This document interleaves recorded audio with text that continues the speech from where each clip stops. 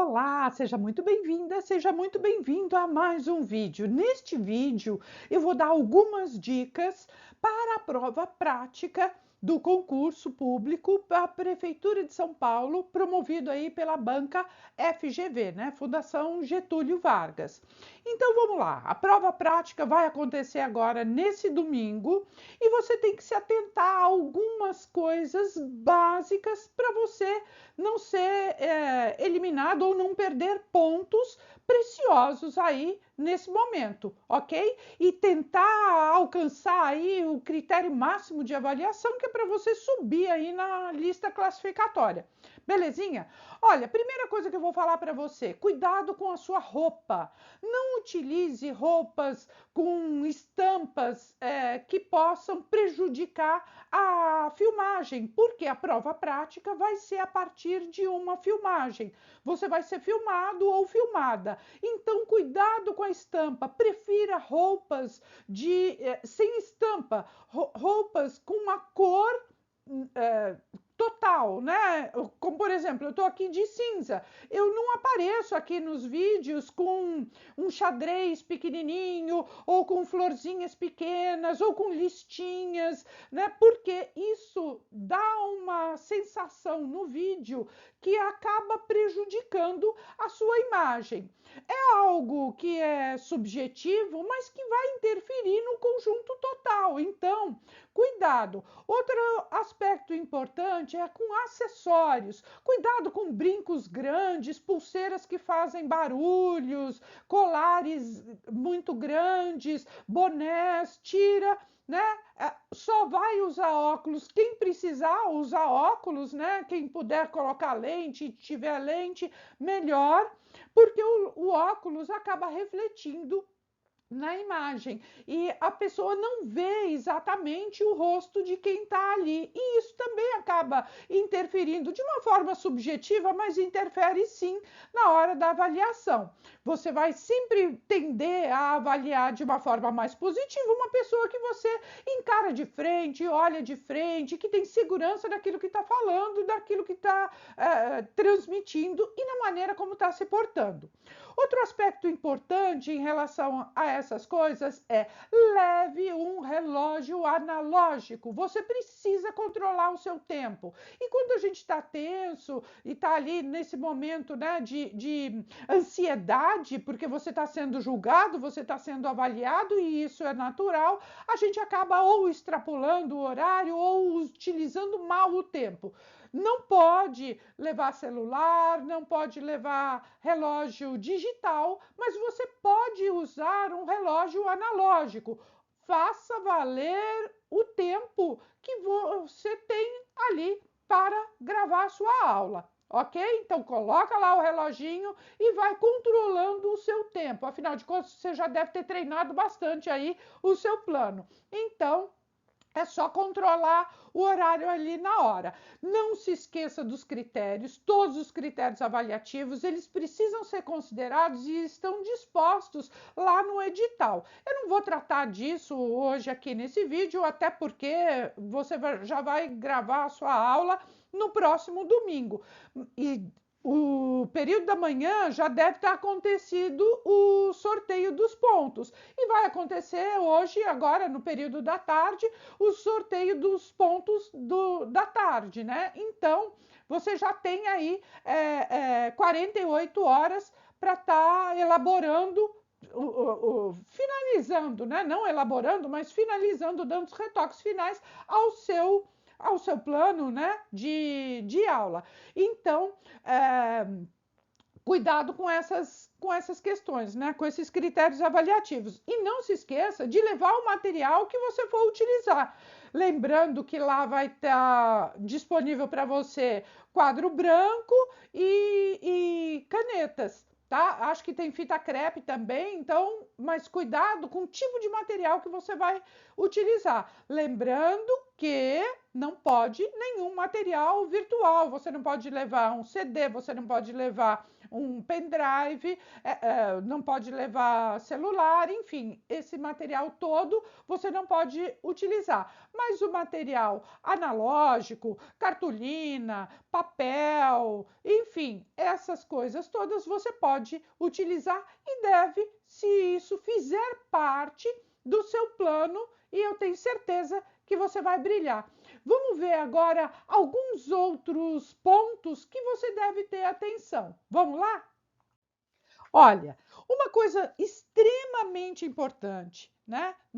Pensando aí, considerando o currículo da cidade de São Paulo, é que o estudante é o protagonista. Então, olha para o seu plano e enxergue nele o protagonismo do estudante, desde a educação infantil, 4, 5 anos, até o ensino fundamental, que é o público-alvo, né? Das avaliações aí das aulas.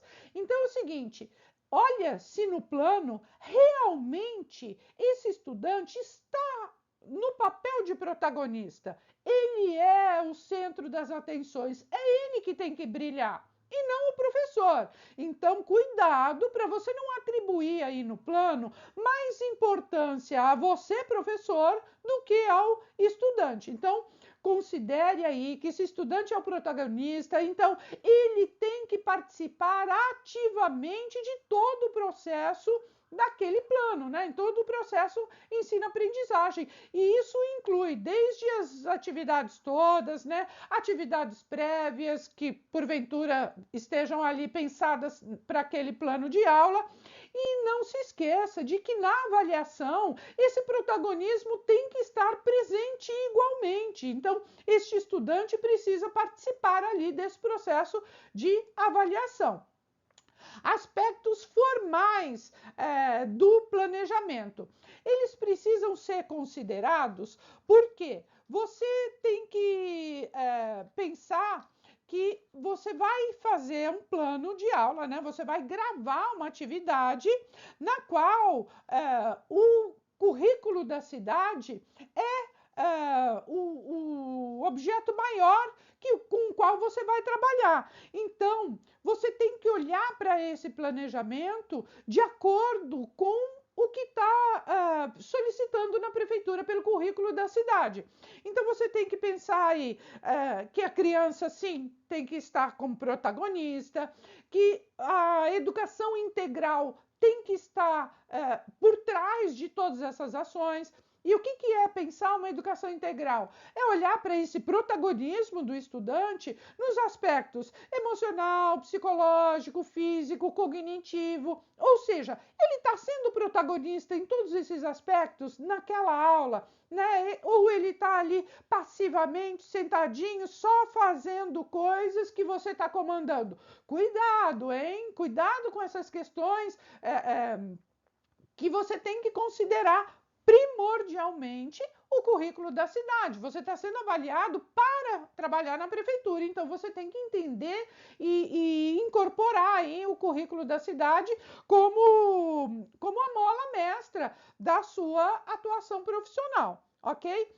Não se esqueça em relação à adequação da faixa etária, porque às vezes a gente se esquece, se empolga e pensa ali e acaba transcrevendo no plano alguma atividade ou alguma ação para uma faixa etária que não está ali muito em acordo com o que foi proposto. Não se esqueça, quando for para a educação infantil é 4 e 5 anos, então está ali mais tranquilo. E para o ensino fundamental também, então cuidado, pense bem se está ou não adequado aquela atividade, aquela proposta, né, aos aspectos que você colocou do planejamento, se efetivamente estão de acordo com a faixa etária com a qual você está trabalhando.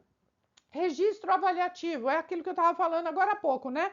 Também a respeito do protagonismo. O estudante tem que participar também e principalmente da avaliação. A avaliação não é só do professor a respeito da aprendizagem ou do que ele julga que houve de aprendizagem em relação aos estudantes, mas também para avaliar a própria prática e também para que esse estudante tenha espaço de se autoavaliar e avaliar aquela atividade também. Então, cuidado nesse aspecto, né, do registro avaliativo. Veja se você está contemplando todos esses quesitos, porque o estudante, já desde 4 e 5 anos, ele é sim capaz de participar ativamente, né, como um verdadeiro ator principal, que é, né, do processo ensino e aprendizagem, ele é também capaz de participar desse processo avaliativo.